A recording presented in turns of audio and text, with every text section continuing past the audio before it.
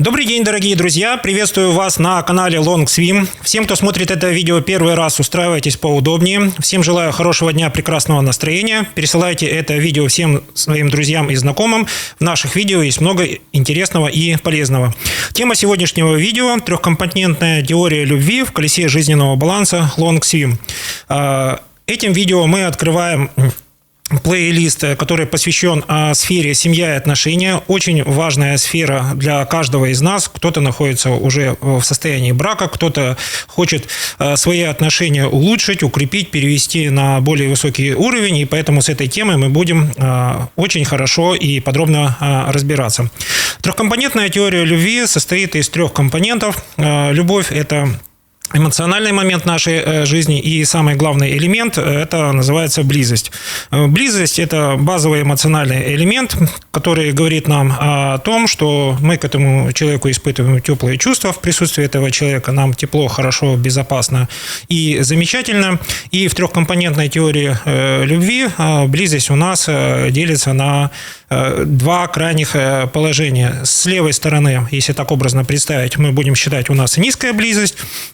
С правой стороны у нас крайнее значение – это высокая близость. И если говорить о семейных отношениях, то, что справа, где высокая близость, называется моногамия, а то, что слева, где низкая близость, называется полигамия. Следующий элемент трехкомпонентной теории любви – это элемент, называется обязательство. Это когнитивный аспект любви, тот, что связан с нашими рассуждениями, с нашей логикой. То есть у нас в любви мы думаем и сердцем, и головой. Вот все, что касается головы, это называется обязательством. Обязательство – это выбор оставаться с партнером. И, как всегда, если визуально мы можем себе представить, слева от нас будут низкие обязательства, справа от нас будут высокие обязательства. И различная комбинация вот этих вот основных двух элементов близости и обязательств дает нам понимание различных видов любви. И в этих видах любви будет присутствовать какой-то определенный сценарий поведения.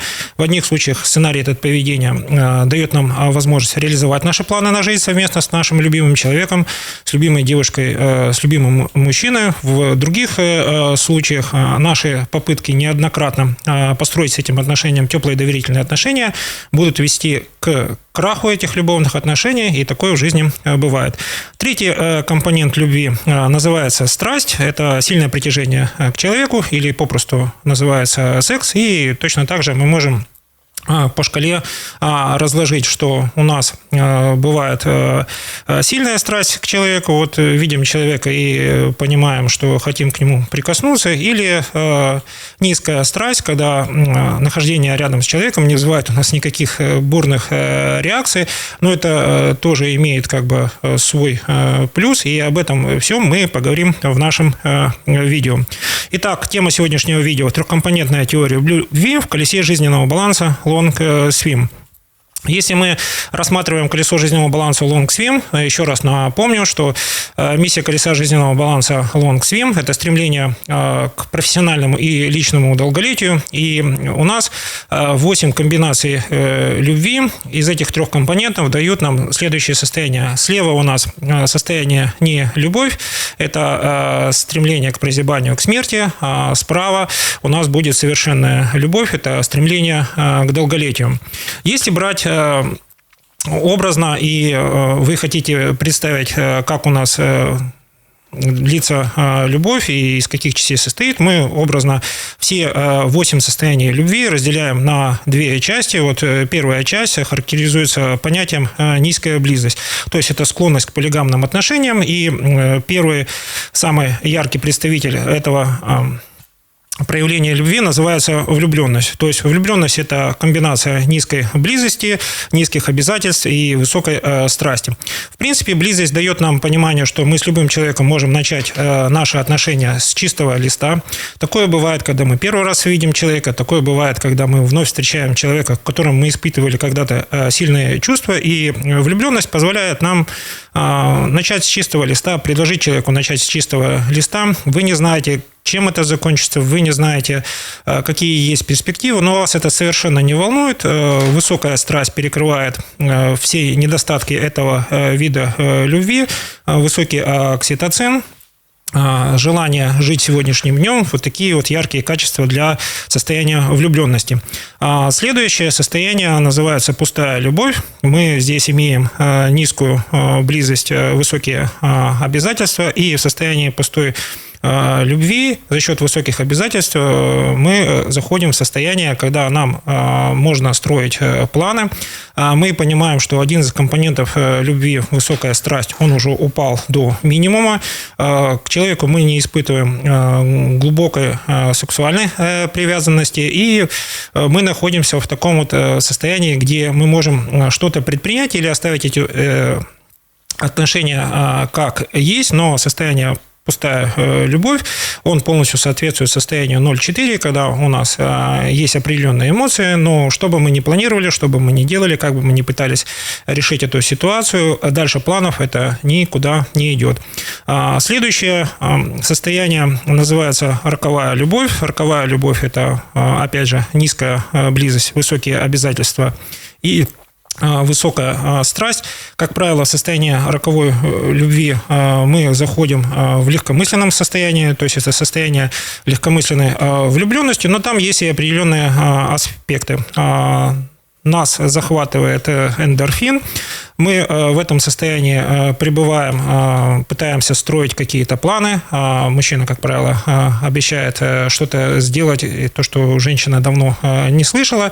И в этом состоянии они застревают на длительный или короткий период времени. Почему? Потому что состояние роковой любви – это, как правило, созависимые отношения, когда один из партнеров делает вклад гораздо больше в эти отношения, чем другой. Соответственно, чаще всего мужчина пользуется таким неравномерным вкладом, и за счет того, что вклад неравномерный, у нас получается следующая ситуация, что пара из роковой любви спускается в состояние пустая любовь, и в состоянии пустой любви нужно предпринимать следующие шаги: или пересмотреть свои совместные взгляды на жизнь, или пара заходит в состояние открытый или закрытый любовный треугольник. Это мы сейчас о грустном. Это мы рассмотрели ситуацию, где у нас доминирует низкая близость, то есть люди склонны принимать жизненные ценности полигамных отношений. И теперь о самом прекрасном чувстве любви, там, где доминирует высокая близость, и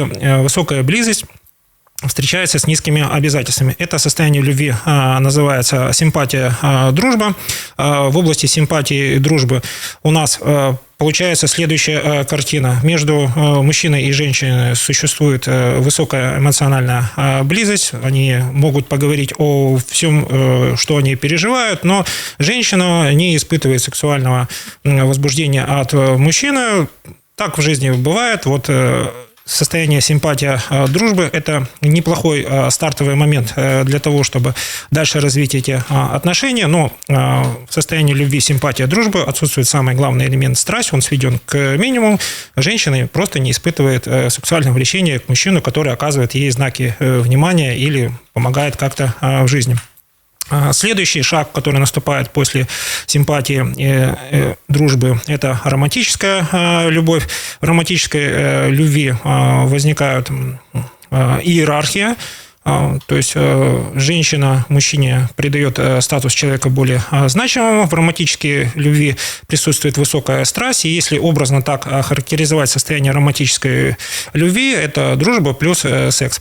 Романтическая любовь, как правило, возникает в возрасте 20-30 лет, когда люди уже состоялись, давно находятся в доверительных отношениях, понимают перспективы и потенциал каждого человека. То есть женщина видит в мужчине потенциал, который раскроется в ближайшие 5, 10, 15 лет. Она уже находится в состоянии карьерного роста, какой-то профессиональной реализации, статуса эксперта, и это очень неплохие шансы для создания семьи. Но вот мы добавляем в высокие обязательства и высокую близость. Следующий элемент – низкую страсть. Мужчина и женщина пробыли в отношениях в долгосрочном браке продолжительное время, наступает состояние дружеской любви. В состоянии дружеской любви очень легко реализуются долгосрочные планы. Люди в возрасте 50-60 лет уже испытывают более низкую амплитуду сексуального влечения. Для них важна взаимная поддержка друг друга. Они находятся, если мы говорим о колесе баланса long swim, в состоянии 8-10, этим образцом брака они вдохновляют других повторить такой же путь и говорят о том, что несмотря на многие обстоятельства, или, как мы говорим, вопреки всем обстоятельствам, они сумели сохранить друг другу близкие доверительные отношения. В их жизни была страсть, великолепная насыщенная жизнь, и это повод для подражания.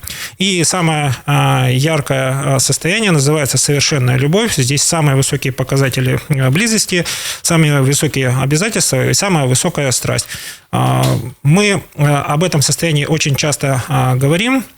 Это состояние 8-10 в колесе жизненного баланса long swim, и это состояние характеризуется тем, что люди или эта семейная пара, они вдохновляют других чисто своим присутствием, потому что у них очень высокая энергетика, высокая аура, и это просто хочется быть на таких людей похожими.